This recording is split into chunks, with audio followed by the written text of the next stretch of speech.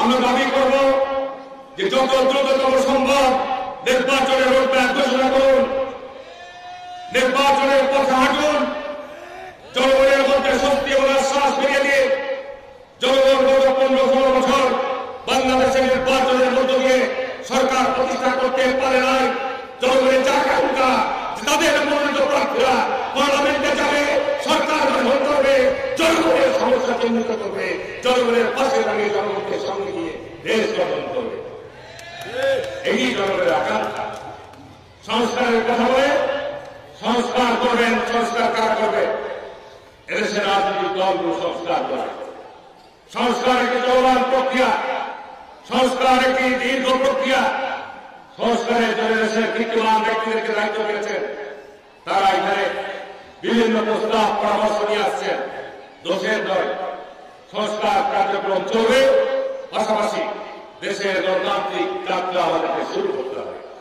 আমাদের মধ্যে ভিন্ন মত থাকবে, ভিন্ন পথ থাকবে, গণতন্ত্রের একই সৌন্দর্য। আমাদের মধ্যে সহনশীলতা, ধৈর্য থাকতে হবে।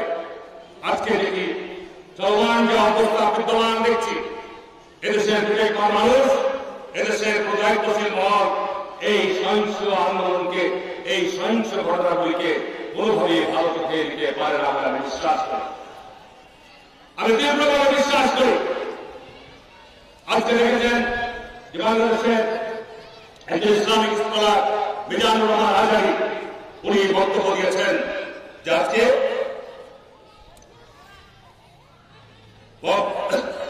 ডেমোক্রেসি দেশকে অস্থিতিশীল করবে, অর্থাৎ বিচারবিহীনভাবে মানুষকে নিরাপত্তাহীনতার মধ্যে নিয়ে গেলে দেশের অস্থিরতা বৃদ্ধি পাবে।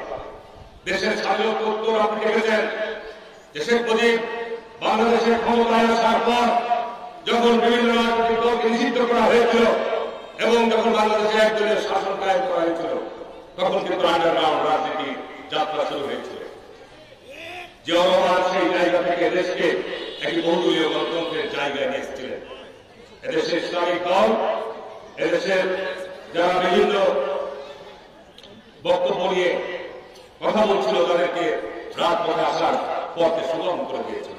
দেশে একটা শক্তি স্থিতিশীলতা ফিরে এসেছিল। সরকারের এখন প্রধান দায়িত্ব এবং কর্তব্য হচ্ছে মানুষের জানমালের নিরাপত্তা নিশ্চিত করা। বর্তমানে দেশে একটি সরকার রয়েছে, দেশের একটি আইন প্রকারী সংস্থা রয়েছে, দেশের একটি বিচার বিভাগ রয়েছে, দেশের সেনাবাহিনী মাঠে আছে।